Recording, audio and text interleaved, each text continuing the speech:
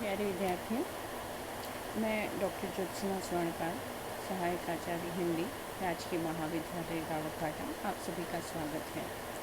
आज हम रामायण शीर्षक निबंध में जो व्यक्त विचार हैं उनके बारे में पढ़ेंगे। इस निबंध के लेखक हैं आचार्य महावीर प्रसाद द्विवेदी। महावीर प्रसाद द्विवेदी एक युग प्रवर्तक साहित्यकार माने जाते हैं। द्विवेदी युग जो नामकरण हुआ है इन्हीं के आधार पर हुआ है। हिंदी गद्य को इन्होंने परिनिष्ठित बनाने में, उसे व्याकरण सम्मत स्वरूप देने में इनका बड़ा ही योगदान रहा। और भी अनेक विषयों पर उन्होंने निबंध स्वयं भी लिखे, अन्य लेखक उनसे भी लिखवाए हैं और हिंदी भाषा को परिमार्जित करने में, एक उसका मानक स्वरूप प्रदान करने में इनका बहुत बड़ा योगदान रहा है। इन्होंने अध्यात्म, विज्ञान, कला कौशल, साहित्य जैसे कई विषयों पर मौलिक निबंध इन्होंने लिखे हैं। रसज्ञ रंजन इनके निबंध का प्रमुख संग्रह माना जाता है। ये सारे जो निबंध हैं इनके सरस्वती पत्रिका में प्रकाशित हुए। आज हम रामायण निबंध की बात करेंगे। आपके पाठ्यक्रम में संकलित है ये। सबसे पहले पढ़ेंगे रामायण निबंध का मूल प्रतिपाद्य क्या है। रामायण निबंध जो है वाल्मीकि द्वारा रचित रामायण महाकाव्य की महत्ता पर आधारित है। उसकी महत्ता को प्रतिपादित करने के लिए ये निबंध लिखा गया है। उन्होंने इस संबंध में महाकाव्य संबंधी मान्यताओं को स्पष्ट करते हुए रामायण के भाव, कला कौशल का सशक्त विश्लेषण किया है, जिसके कारण यह महाकाव्य देश काल की सीमाओं का अतिक्रमण कर एक शाश्वत और आदर्श महाकाव्य बन गया है। जैसा हम सब जानते ही हैं कि हम भी आज भी अपने घरों में पूजा स्थल पे रामायण रखते हैं, रामायण का पाठ करवाते हैं। उसका कारण एकमात्र यही है कि सैकड़ों वर्ष पूर्व, हजारों वर्ष पूर्व लिखे गए इस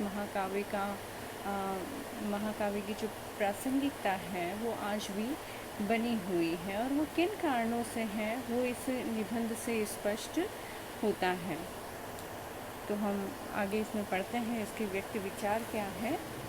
तो सबसे पहले इन्होंने इसमें माना है कि काव्य के दो भाग होते हैं। इस निबंध के प्रारंभ में ही द्विवेदी जी ने काव्य श्रेणी का विभाजन करते हुए कहा है कि काव्य रूप मुख्य रूप से दो तरह के होते हैं।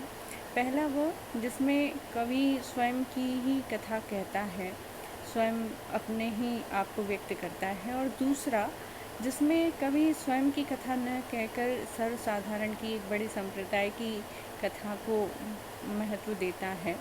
इसमें जो पहली श्रेणी के जो काव्य हैं वो आत्मनिष्ठ माने गए हैं, जिसमें कवि स्वयं अपने ही सुख दुख को व्यक्त करता है, अपनी कल्पनाओं को, अपने अनुभव को प्रस्तुत करता है।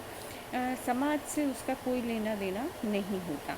इस तरह के काव्य में कवि का आत्मस्पर्श जो है वो स्पष्ट झलकता है, इसलिए ये जो काव्य हैं ये विषयी प्रधान कहे जाते हैं। जबकि दूसरी तरह के जो काव्य होते हैं जो समाज से जुड़े हुए होते हैं, वो किसी एक व्यक्ति को दृष्टिकोण में रहकर नहीं लिखे जाते, बल्कि पूरी मानव जाति का कल्याण करने के लिए, उसका उत्कर्ष दिखाने के लिए लिखे जाते हैं।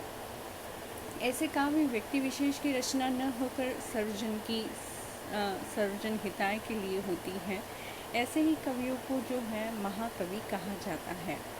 ऐसे महाकाव्य वन के विशाल वृक्ष की तरह होते हैं, जो अपने उद्गम स्थल के साथ साथ समस्त मानव जाति को अपनी शीतल छाया प्रदान करते हैं। रामायण और महाभारत जैसे महाकाव्य भी इसी कोटि के काव्य हैं, जो केवल एक व्यक्ति को आधार बनाकर या व्यक्ति निष्ठ न होकर समष्टि को लेकर लिखे गए हैं। उसमें एक आदर्श चरित्र को प्रस्तुत करने के साथ साथ समाज को संदेश भी दिया गया है कि आदर्श पुत्र किस तरह का होता है, आदर्श पत्नी कैसी होती है, एक आदर्श सेवक कैसा होता है। इस सब आदर्श चरित्र के साथ साथ बहुत सारे आदर्श मूल्य भी इस महाकाव्य में स्थापित किए गए हैं। तो ये दूसरी कोटि के, दूसरी श्रेणी के काव्य माने गए हैं, जो सर्वजन हिताय के लिए लिखे गए हैं। दूसरा विचार जो उन्होंने रखा है, रामायण और महाभारत में कवि व्यक्तित्व, यानी रामायण और महाभारत में केवल ये महाकाव्य ही नहीं है। वेद व्यास और वाल्मीकि ने जो काव्य लिखे हैं, इन्होंने अपने आप को, स्वयं को इन काव्यों में इतना प्रस्तुत किया है, इस तरह से प्रस्तुत किया है कि ये उनका दूसरा नाम बन गए हैं। द्विवेदी जी ने बतलाया है कि वास्तव में वाल्मीकि और व्यास विशेष नाम नहीं है। इन दोनों महाकाव्य के रचनाकारों के रूप में वाल्मीकि और व्यास का नाम लिया जाता है, परंतु मात्र वो तो उपलक्षण है, यानी एक सिंबल की तरह है। उनके कहने का अभिप्राय है कि इन महाकाव्यों में कवि व्यक्तित्व का समावेश इस तरह से हो गया है कि साधारण पाठकों का इनके रचनाकारों के नाम की ओर ध्यान नहीं जाता। इस तरह इनमें कवि का अपना व्यक्तित्व एकदम विलीन हो गया है। यह इन दोनों महाकाव्यों की उदात्त गरिमा का ही परिणाम है। अगला विचार हम देखेंगे, पाश्चात्य महाकाव्यों से तुलना। द्विवेदी जी बतलाते हैं कि रामायण और महाभारत के समान ही प्राचीन काल में ग्रीस देश में महाकवि होमर ने इलियड नामक महाकाव्य की रचना की थी। होमर की रचना में उस काल, उस देश का समग्र चित्रण हुआ, जिससे उसका जनता में वैसा ही आदर सम्मान है जैसे भारतीय समाज में रामायण और महाभारत का। ये काव्य जो है चिरकाल से, कई सालों से जनमानस को प्रभावित करते रहे हैं और आज भी इनका प्रभाव उन पर देखा जा सकता है। इस प्रसंग में द्विवेदी जी ने अपनी मान्यता को व्यक्त करते हुए लिखा है कि आधुनिक काल में इस तरह के महाकाव्य नहीं रचे गए हैं। महाकवि विल्टन ने पैराडाइज लॉस्ट नामक ग्रंथ लिखा है, उसमें भाषा का उत्कर्ष है, छंद का गांभीर्य है और रस भी बड़ा ही सुंदर आया है, परंतु वह सारे देश का जातीय महाकाव्य नहीं माना जा सकता। वर्तमान काल में रामायण महाभारत जैसे कालजयी महाकाव्य की रचना नहीं हो पाई है। ये इनका तीसरा विचार जो है इस निबंध में व्यक्त हुआ है। अगला जो हम विचार देखते हैं वो है रामायण में नर कथा की महिमा है। द्विवेदी जी का ये मानना है कि रामायण में अगर राम को एक देवता के रूप में प्रस्तुत किया जाता तो आज उसकी इतनी महिमा नहीं होती, क्योंकि रामायण में राम को एक मनुष्य के रूप में प्रस्तुत किया था, तो लोगों के लिए वो एक आदर्श बन गया है कि हमें राम जैसा चरित्र अपनाना चाहिए, क्योंकि वो एक मनुष्य थे। अगर वो देवता के रूप में बताए जाते तो शायद मनुष्य यही सोचकर रह जाते कि वो तो देवता थे, हम उस जैसा चरित्र नहीं अपना सकते। इसलिए रामायण में राम को एक मनुष्य के रूप में प्रस्तुत किया था। द्विवेदी जी ने इसमें ये बतलाया है कि रामायण में नर कथा का चित्रण हुआ है। यदि महर्षि वाल्मीकि रामायण में नर चरित्र के बदले देव चरित्र का वर्णन करते तो रामायण की गौरव में भारी कमी आती, लेकिन वाल्मीकि ने ऐसा नहीं किया। रामायण में ऐसे सद्गुणों से परिपूर्ण पुरुष की कथा अंकित है जिनसे विभूषित नायक की वाल्मीकि को आवश्यकता थी।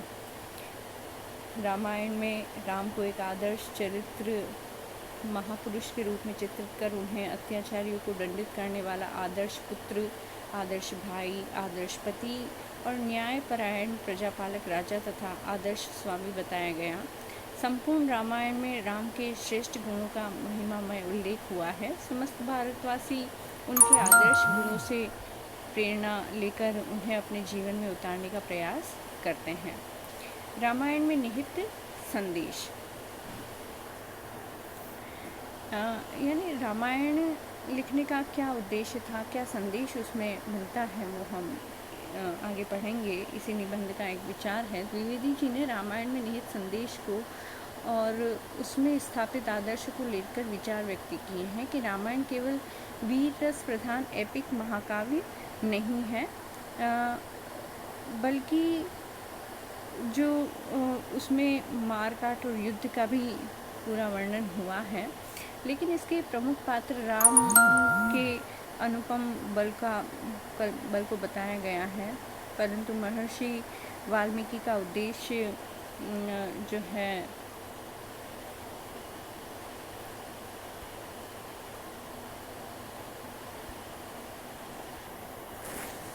इसमें प्रमुख पात्र राम के अनुपम बल को बताया गया है, परंतु महर्षि वाल्मीकि का उद्देश्य राम की असाधारण वीरता का प्रकाशन करना नहीं है, इसलिए वीरतापूर्ण कार्यों की अधिकता का वर्णन होने पर भी इस महाकाव्य को वीर रस प्रधान न मानकर करुण रस प्रधान माना गया है। अधिकतर आस्थावादी लोग जो हैं श्री राम को अवतार मानते हैं, रामायण में देवताओं की अवतार लीला का वर्णन स्वीकार करते हैं, परंतु महर्षि वाल्मीकि ने श्री राम को अवतार न मानकर मर्यादा पुरुषोत्तम रूप में ही प्रस्तुत किया है। पुरुषोत्तम श्री राम द्वारा जिन अनेक आदर्शों का अपने व्यक्तित्व में अपनाया गया है, उन्हीं को अपनाने का संदेश देना और आदर्श मर्यादाओं की प्रतिष्ठा सामाजिक कल्याण के लिए अनिवार्य बताना ही रामायण का एकमात्र संदेश है। अगला विचार हम देखेंगे रामायण और महाभारत का जनजीवन पर प्रभाव। रामायण और महाभारत के महत्व को लेकर द्विवेदी जी ने इन दोनों का सुंदर विश्लेषण किया है और बताया है कि भारत की समस्त युगीन प्रकृति एवं सनातन संस्कृति का सफल समावेश रामायण महाभारत में हुआ है। यही कारण है कि हजारों साल बीत जाने पर भी आज भी रामायण और महाभारत का वैसा ही महत्व है जैसा हजारों साल पूर्व हुआ करता था। इन दोनों के प्रभाव में कोई कमी नहीं आई है। आज भी जन जन में इसका पूर्ण प्रभाव है। आज भी लोग इसकी पूजा करते हैं। आज भी लोग अपने घरों में, अपने मंदिरों में रामायण का पाठ करवाते हैं। तो जो विचार, जो आदर्श इन महाकाव्य में रखे गए हैं, जो बताए गए हैं, वो सहस्त्रों साल बीत जाने पर भी उनका प्रभाव कम नहीं हुआ है। वो आज भी प्रासंगिक हैं। आज भी इनमें उर्वरा भावभूमि विद्यमान है। इस विशेषता के कारण द्विवेदी जी ने इन्हें भारतीय सभ्यता और संस्कृति का जीवंत इतिहास कहा है। अगला जो विचार है गृहस्थ जीवन के आदर्शों की प्रतिष्ठा। रामायण में गृहस्थ जीवन और गृह धर्म का सुंदर चित्रण हुआ है। द्विवेदी जी ने इस संबंध में विचार व्यक्त करते हुए कहा है कि इस महाकाव्य से यह बात स्पष्टता पूर्वक सिद्ध होती है कि हमारे देश में गृहस्थाश्रम का कितना ऊंचा स्थान है। गृहस्थाश्रम हमारे ही सुख सुविधा के लिए नहीं बल्कि सारे समाज को धारण करने वाला है। वह मनुष्य की भाव को दीप्त करता है। वह भारतवर्षीय समाज की नींव है।